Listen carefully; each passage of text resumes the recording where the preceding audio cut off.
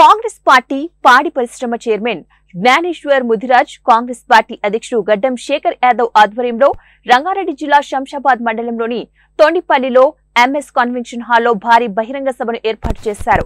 ఈ సభకు ముఖ్య అతిథులుగా హాజరైన చేవెళ్ల పార్లమెంట్ రంజిత్ రెడ్డి, చెల్ల నరసింహారెడ్డి, ఫయూం పాల్గొన్నారు. ఈ సందర్భంగా మండల అధ్యక్షుడు శేఖర్ యాదవ్ మాట్లాడుతూ చేవెళ్ల పార్లమెంట్ అభ్యర్థి రంజిత్ రెడ్డిపై లేనిపోని ఆరోపణలు చేస్తే సహించేదే లేదని, పార్టీలో కొందరు చిచ్చులు పెట్టాలని చూస్తున్నారని, అలాంటి వారిని సహించే ప్రసక్తే లేదని, పార్టీ నాయకులపై, అభ్యర్థిపై అసత్య ప్రచారం చేస్తే వారి నాలుకలు కోసేస్తామని గడ్డం శేఖర్ యాదవ్ ఘాటుగా స్పందించారు. అనంతరం ముఖ్య అతిథులుగా విచ్చేసిన రంజిత్ రెడ్డి మాట్లాడుతూ, ఎవరైనా తనపై అసత్య ఆరోపణలు చేస్తే ఆధారంతో సహా నిరూపించిన ఎడల ఆయన వారి బహిరంగ చర్చకు సిద్ధమని సవాల్ విసిరారు.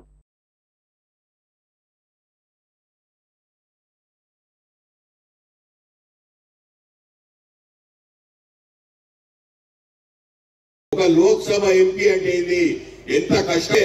దేశంలో 140 కోట్ల జనాభా ఉన్నాయి. దేశంలో 542 మంది ఎంపీలు ఉంటారు. ఆ అదృష్టవంతుడు నేను.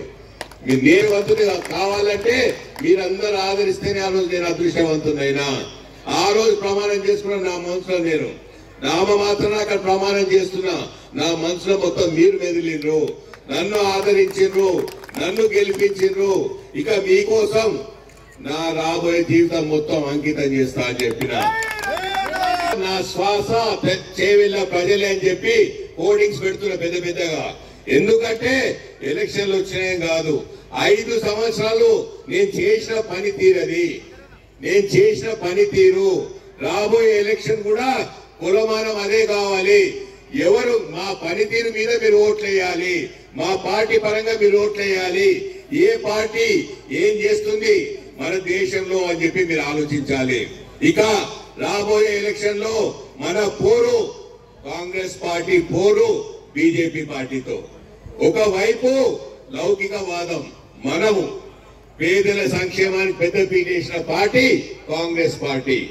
75 సంవత్సరాల క్రితం మనకు స్వాతంత్రం వచ్చిన తర్వాత ఎక్కడేసిన కొంగలు అక్కడే ఉందని చెప్తూ ఉంటాం.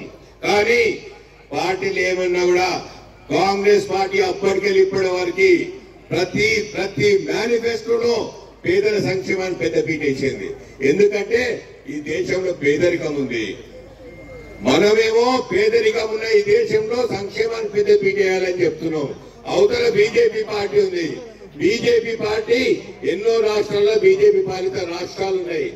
నేను ఒకటే అడుగుతున్నా, మీరందరూ బీజేపీ నాయకులు ఎవరు వచ్చినా, చిన్న చిత్క పెద్ద ఎవరు వచ్చినా ఒకటే మాట అడగండి.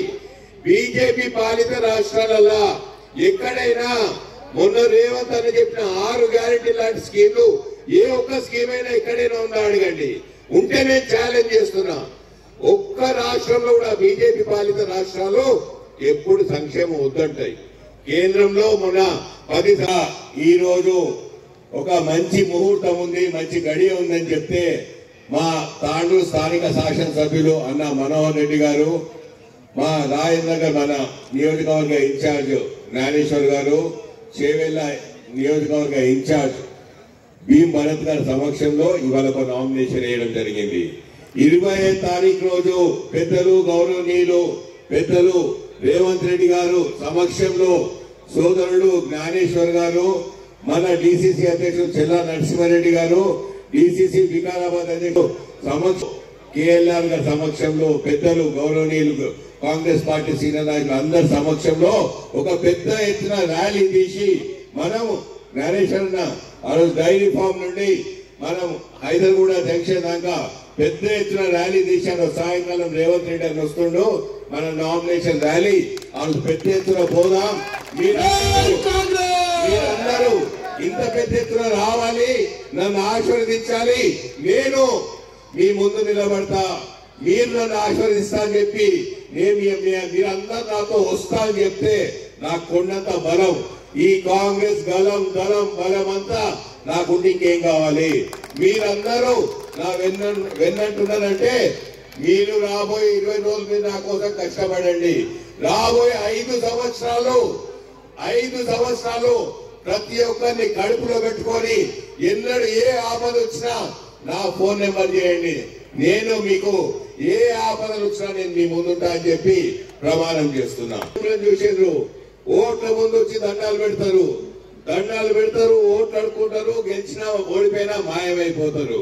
నేను ఇప్పుడు చెప్తున్నా మీ అందరికీ, నేను 5 ఏళ్ల క్రితం ప్రమాణం చేసిన మీకు అండదండగా ఉంటా, ఎప్పుడు అభివృద్ధి అందుబాటులో ఉంటా అని చెప్పి 5 సంవత్సరాల క్రితం చెప్పిన 5 సంవత్సరాలు ప్రతి రోజు ప్రతి పూట ప్రజల మధ్యలో నిలబడ్డా. నేను అవతల వచ్చిన వాళ్ళు ఏ పార్టీ అని అడగలే, ఏ ఆపద ఉందని అడిగినా, ఇంటికి వస్తే కూర్చోబెట్టినా, ఛాయ్ తాగిపించిన, ఆపద ఏంది అడిగినా, విద్య పరంగానా వైద్య పరంగానా ఇంకేమన్నా ఉందా అని చెప్పి చూసుకున్నా. ఎందుకంటే నేను ఎవరో తెలియనా, నన్ను మీరందరూ ఆదరించారు.